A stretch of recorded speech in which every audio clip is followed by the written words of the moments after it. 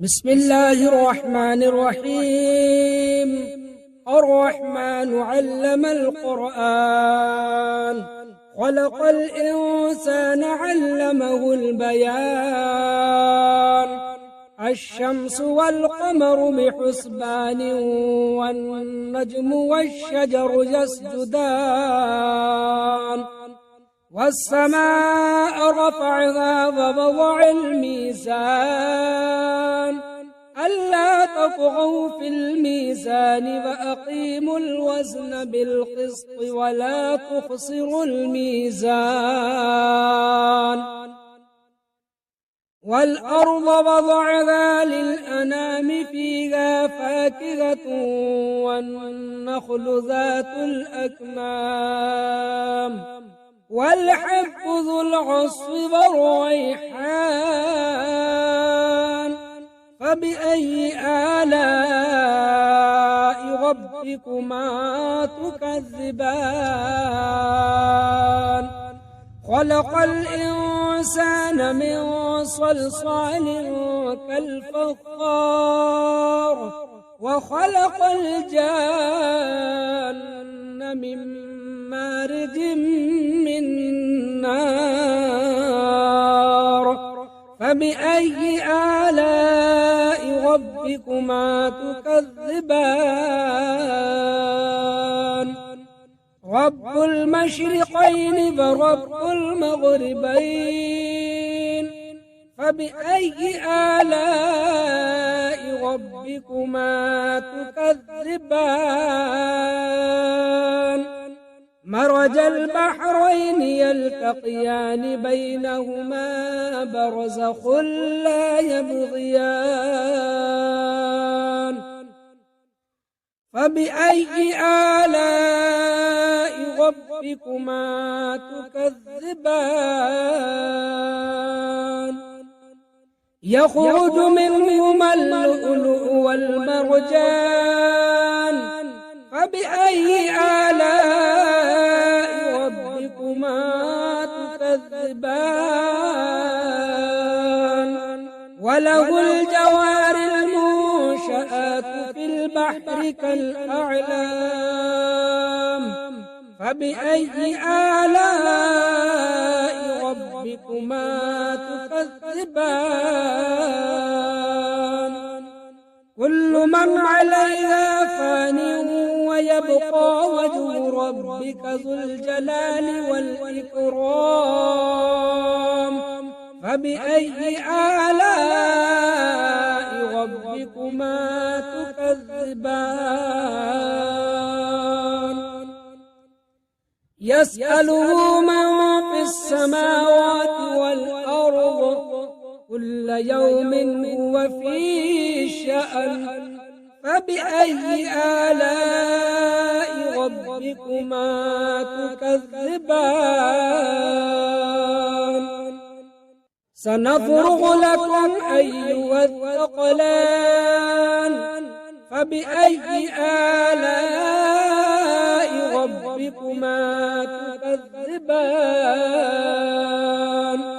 يا معشر الجن والإنس إن استطعتم أن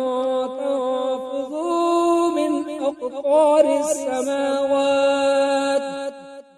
أقطار السماوات والأرض، فانفذوا لا تنفذون إلا بسلطان. فبأي آلاء ربكما تكذبان؟ يرسل عليكما شواظ من نار ونحاس فلا تنتصران. فبأي آلاء ربكما تكذبان؟ فإذا انشقت السماء فكانت وردة كالدهان. فبأي آلاء ربكما تكذبان؟ فيومئذ لا يسأل عن ذنبه إنس ولا جان فبأي آلاء ربكما تكذبان يعرف المجرمون بسيماهم فيؤخذ بالنواصي والأقدام فبأي آلاء ربكما تكذبان هذه جهنم التي يكذب بها المجرمون يطوفون بينها وبين حميم آن فبأي آلاء ربكما تكذبان ولمن خاف مقام ربه جنتان فبأي آلاء ربكما تكذبان ذواتا أفنان فبأي آلاء ربكما تكذبان فيهما عينان تجريان فبأي آلاء ربكما تكذبان فيهما من كل فاكهة زوجان فبأي آلاء ربكما تكذبان متكئين على فرش بطائنها من استبرق وجنى الجنتين دان فبأي آلاء ربكما تكذبان فيهن قاصرات الطرف لم يطمثهن إنس قبلهم ولا جان فبأي آلاء ربكما تكذبان كأنهن الياقوت والمرجان فبأي آلاء ربكما تكذبان هل جزاء الإحسان إلا الإحسان فبأي آلاء ربكما تكذبان ومن دونهما جنتان فبأي آلاء ربكما تكذبان مدغامتان فبأي آلاء ربكما تكذبان فيهما عينان ضاختان فبأي آلاء ربكما تكذبان فيهما فاكهة ونخل ورمان فبأي آلاء ربكما تكذبان فيهن خيرات حسان فبأي آلاء ربكما تكذبان حور مقصورات في الخيام فبأي آلاء ربكما تكذبان لم يطمثهن إنس قبلهم ولا جان فبأي آلاء ربكما تكذبان متكئين على رفرف خضر وعبقري حسان فبأي آلاء ربكما تكذبان تبارك اسم ربك ذي الجلال والإكرام أعوذ بالله من الشيطان الرجيم بسم الله الرحمن الرحيم ياسين والقرآن الحكيم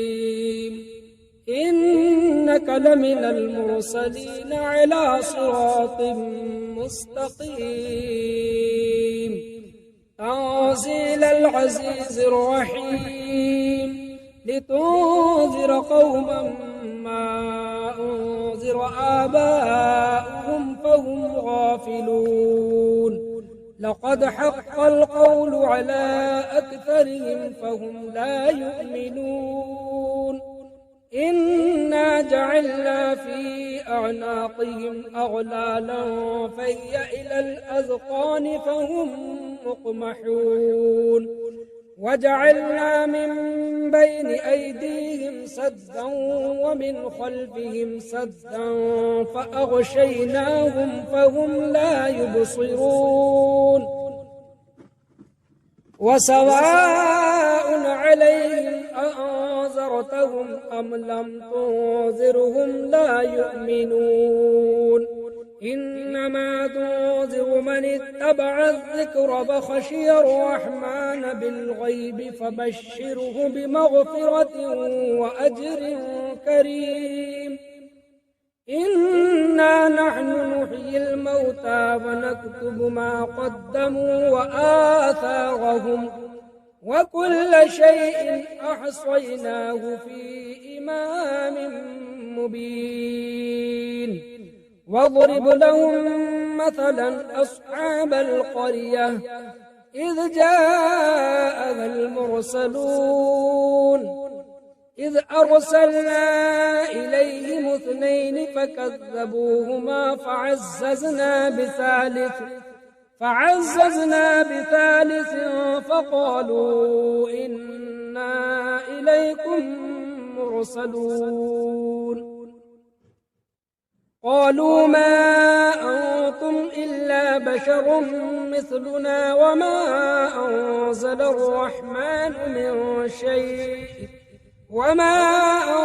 الرحمن من شيء إن أنتم إلا تكذبون قالوا ربنا يعلم إنا إليكم لمرسلون وما علينا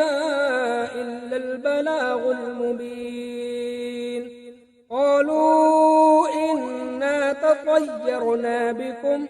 لئن لم تنتهوا لنرجمنكم وليمسنكم منا عذاب أليم قالوا طائركم معكم أئن ذكرتم بل أنتم قوم مسرفون وجاء من أقصى المدينة رجل يسعى قال يا قوم اتبعوا المرسلين اتبعوا من لا يسألكم أجرا وهم مهتدون وما لي لا أعبد الذي فطرني وإليه ترجعون أأتخذ من دونه آلهة إن يردني الرحمن بضر لا تغن عني شفاعتهم شيئا ولا ينقذون إني إذا لفي ضلال مبين إني آمنت بربكم فاسمعون قيل ادخل الجنة قال يا ليت قومي يعلمون بما غفر لي ربي وجعلني من المكرمين وما أنزلنا على قومه من بعده من جند من السماء وما كنا منزلين إن كانت إلا صيحة واحدة فإذا هم خامدون يا حسرة على العباد ما يأتيهم من رسول إلا كانوا به يستهزئون ألم يروا كم أهلكنا قبلهم من القرون أنهم إليهم لا يرجعون وإن كل لما جميع لدينا محضرون وآية لهم الأرض الميتة أحييناها فأخرجنا منها حبا فمنه يأكلون وجعلنا فيها جنات من نخيل وأعناب وفجرنا فيها من العيون ليأكلوا من ثمره وما عملته أيديهم أفلا يشكرون سبحان الذي خلق الأزواج كلها مما تنبت الأرض ومن أنفسهم ومما لا يعلمون وآية لهم الليل نسلخ منه النهار فإذا هم مظلمون والشمس تجري لمستقر لها ذلك تقدير العزيز العليم والقمر قدرناه منازل حتى عاد كالعرجون القديم لا الشمس ينبغي لها أن تدرك القمر ولا الليل سابق النهار وكل في فلك يسبحون وآية لهم أنا حملنا ذريتهم في الفلك المشحون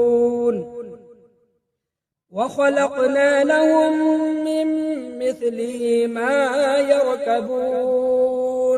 وإن نشأ نغرقهم فلا صريخ لهم ولا هم ينقذون إلا رحمة منا ومتاعا إلى حين وإذا قيل لهم اتقوا ما بين أيديكم وما خلفكم لعلكم ترحمون وما تأتيهم من آية من آيات ربهم إلا كانوا عنها معرضين وإذا قيل لهم أنفقوا مما رزقكم الله قال الذين كفروا للذين آمنوا أنطعم من لو يشاء الله أطعمه إن أنتم إلا في ضلال مبين ويقولون متى هذا الوعد إن كنتم صادقين ما ينظرون إلا صيحة واحدة تأخذهم وهم يخصمون فلا يستطيعون توصية ولا إلى أهلهم يرجعون ونفخ في الصور فإذا هم من الأجداث إلى ربهم ينسلون قالوا يا ويلنا من بعثنا من مرقدنا هذا ما وعد الرحمن وصدق المرسلون إن كانت إلا صيحة واحدة فإذا هم جميع لدينا محضرون فاليوم لا تظلم نفس شيئا ولا تجزون إلا ما كنتم تعملون إن أصحاب الجنة اليوم في شغل فاكهون هم وأزواجهم في ظلال على الأرائك متكئون لهم فيها فاكهة ولهم ما يدعون سلام قولا من رب رحيم وامتازوا اليوم أيها المجرمون ألم أعهد إليكم يا بني آدم ألا تعبدوا الشيطان إنه لكم عدو مبين وأن اعبدوني هذا صراط مستقيم ولقد أضل منكم جبلا كثيرا أفلم تكونوا تعقلون هذه جهنم التي كنتم توعدون اصلوها اليوم بما كنتم تكفرون اليوم نختم على أفواههم وتكلمنا أيديهم وتشهد أرجلهم بما كانوا يكسبون ولو نشاء لطمسنا على أعينهم فاستبقوا الصراط فأنى يبصرون ولو نشاء لمسخناهم على مكانتهم فما استطاعوا مضيا ولا يرجعون ومن نعمره ننكس في الخلق أفلا يعقلون وما علمناه الشعر وما ينبغي له إن هو إلا ذكر وقرآن مبين لينذر من كان حيا ويحق القول على الكافرين أولم يروا أنا خلقنا لهم مما عملت أيدينا أنعاما فهم لها مالكون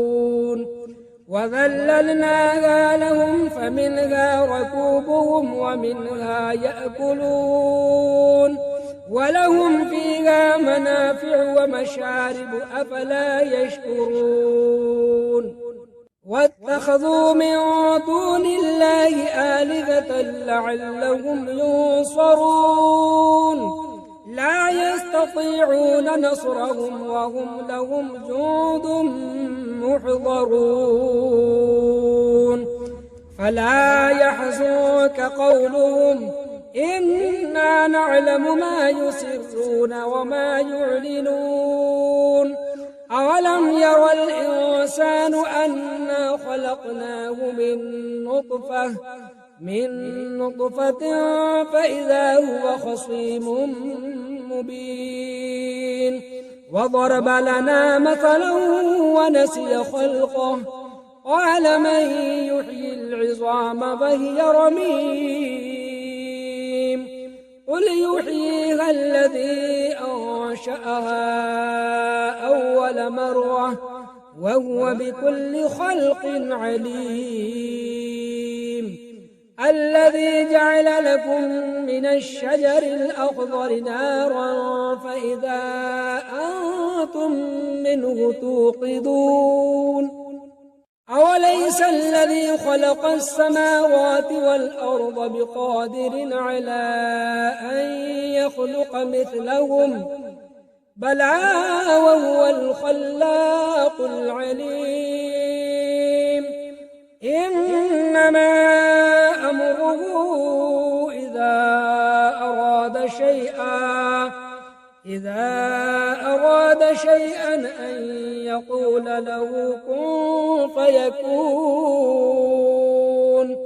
فسبحان الذي بيده ملكوت كل شيء وإليه ترجعون